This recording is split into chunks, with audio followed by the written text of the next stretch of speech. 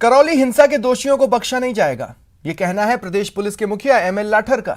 उन्होंने जयपुर में करौली हिंसा मामले को लेकर प्रेस कॉन्फ्रेंस की, कहा हालात पर पूरी नजर है, शांति से त्योहार मनाएं। प्रारंभ से ही जो जुलूस का एक बॉडी लैंग्वेज थी वो अलग तरह की थी और एक फूटाकोट और हटवाड़ा के पास जाकर जुलूस में जो गाने इत्यादि चल रहे थे वो थोड़ा आपत्तिजनक थे, जिसकी वजह से वहाँ पर उपस्थित अन्य लोगों ने उस पर पथराव किया और उसके बाद जो घटना घटी वो बड़ी ही दुखद रही है। प्रोवोकेशन होता है, उसमें कई बार रिएक्शन होता है, जो इसका रिएक्शन है वो भी गलत है और उसका आफ्टर रिएक्शन है वो भी गलत है।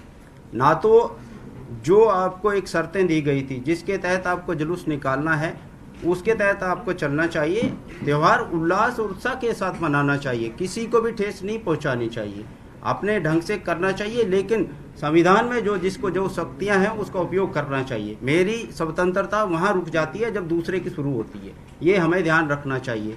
जहाँ तक आप ये कह रहे हो कि नारे नहीं लगाने चाहिए जो, क्योंकि उससे शांति व्यवस्था बिगड़ती है। नारे लगे, बाई चांस उन्होंने रिएक्ट किया, रिएक्शन भी गलत है और उसका आफ्टर रिएक्शन जो एक के बाद एक करीब 90 संपत्तियों को नुकसान हुआ है, उसमें सभी धर्म और जाति के शामिल हैं। जब कोई घटना होती है, अभी इस पूरे प्रकरण की जांच होम सेक्रेटरी द्वारा की जा रही है। राज्य सरकार ने एक जांच कमेटी गठित की है होम सेक्रेटरी की अध्यक्षता में। पुलिस बिल्कुल निष्पक्ष होकर जितने भी दंगाई हैं, चाहे वो किसी भी धर्म के हो, किसी भी जाति के हो, उनके विरुद्ध बिल्कुल कानून सम्मत सख्त से सख्त कार्रवाई की जाएगी।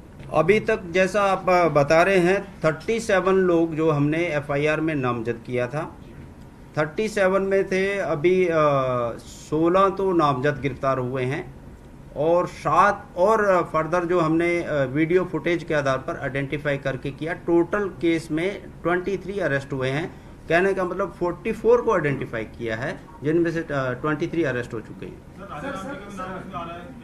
बिल्कुल साहब सिंह गुजर और राजा राम का भी नाम है, क्योंकि साहब सिंह जो है वो तो आयोजकों में से ही था।